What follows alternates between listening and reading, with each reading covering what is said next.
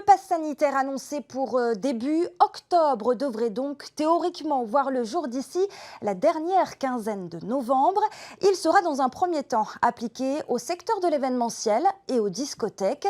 Si sur le plan technique, tout est prêt, en revanche, du côté des chefs d'entreprise, on pointe du doigt de nombreux flous. Nicolas Pérez et Naya Bennett.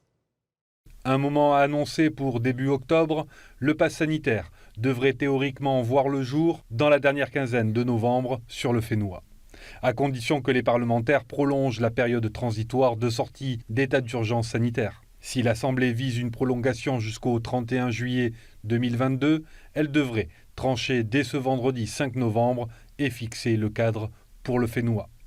En Polynésie, justement, les professionnels qui ont été sensibilisés par les services du pays et de l'État la semaine dernière se disent prêts à intégrer le précieux sésame. Et si les autorités se disent prêtes sur la partie technique, les chefs d'entreprise pointent du doigt de nombreux flous. Qu'on nous a donné un détail assez léger, comme quoi on aurait une brochure, que ce n'était pas compliqué et qu'il suffit d'avoir un téléphone et scanner le pass. Si c'est rouge, c'est pas bon, et si c'est vert, c'est bon. Voilà, en gros, c'est ça, c'est assez léger et que je ne m'inquiète pas. Il faudra que je forme mon personnel et moi-même, voilà, sachant que les vigiles, eux, n'ont pas eu de formation non plus.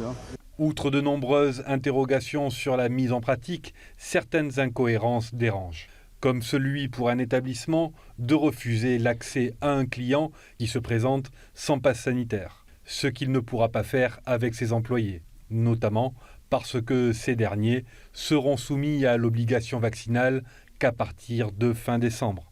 Une confusion qui risque de renforcer l'incompréhension de l'intérêt de cet outil. On attend de pouvoir rencontrer les autorités dans les semaines qui viennent pour savoir de quelle manière le texte va être amendé, comme l'a annoncé le président. On n'a pas encore de date par rapport à ça, mais on est dans l'attente parce qu'on sait qu'aujourd'hui, la version qui a été présentée, elle est très difficile à mettre en œuvre dans les entreprises. Donc on attend avec impatience de voir quelle va être la nouvelle mouture pour savoir tout simplement si on peut la mettre en œuvre. Seule certitude du côté des professionnels, le pass sanitaire présente la seule alternative au confinement. Dans un premier temps, seuls les secteurs de l'événementiel et des discothèques seront concernés.